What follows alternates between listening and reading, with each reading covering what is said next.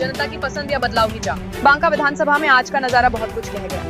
निर्दलीय प्रत्याशी जवाहर झा के नामांकन के दौरान उमड़ी हजारों की भीड़ ने स्थानीय राजनीति के समीकरणों को एक नया मोड़ दे दिया है। जब किसी उम्मीदवार के समर्थन में इस तरह का जनसैलाब उमड़ता है तो ये सिर्फ लोकप्रियता का संकेत नहीं होता, बल्कि जनता के भीतर बदलाव की गहरी इच्छा का भी प्रतीक होता है। राजनीति के इस दौर में जहां टिकट का मतलब ही जीत का पासपोर्ट समझ लिया गया है, वहां जवाहर झा जैसे प्रत्याशी का निर्दलीय मैदान में उतरना एक साहसिक और आत्मविश्वास से भरा कदम है। यह भीड़ सिर्फ समर्थन नहीं, बल्कि एक संदेश है कि जनता अब विकल्प चाहती है, पार्टी नहीं, प्रतिनिधि की नीयत और निष्ठा देखना चाहती है। आने वाले दिनों में यह देखना दिलचस्प होगा कि क्या ये जन समर्थन मतदान केंद्रों तक पहुंच पाता है या भीड़ का ये उत्साह राजनीतिक हवा में विलीन हो जाएगा। पर इतना तय है, बांका की राजनीति अब पहले जैसी नहीं रहेगी।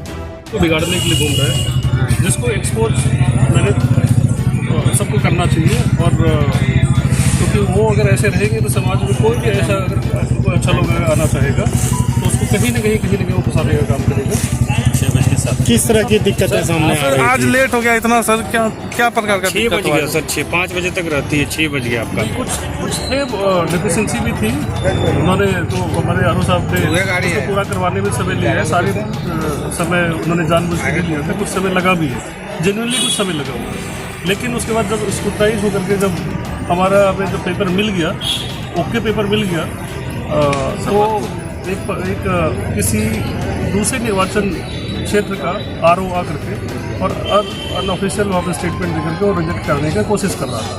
अच्छा। हाँ, वो धुरैया के आरओ है।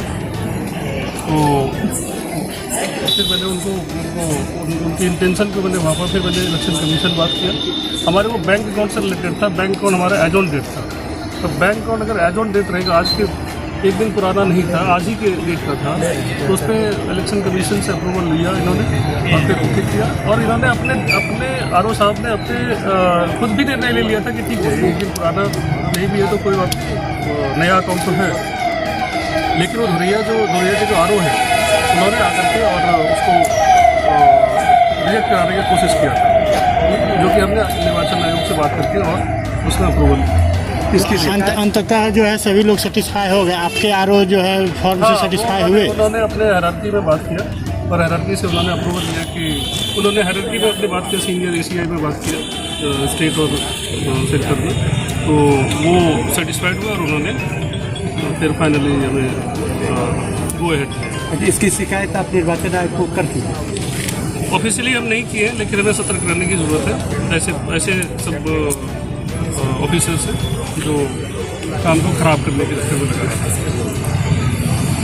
फाइनली आपका नॉमिनेशन फॉर्म जो है दाखिल कर एक्सेप्ट कर लिया गया? एक्सेप्ट कर लिया है। एक्सेप्ट पहले भी कर लिया था, फिर उन्होंने तो दोबारा भी उसको सब जगह से पूछताछ करके, अपने सीनियर से पूछताछ करके, ईसीआई इलेक्शन कमीशन से पूछताछ करके फिर कंफर्म कर दिया। चलिए, बहुत बहुत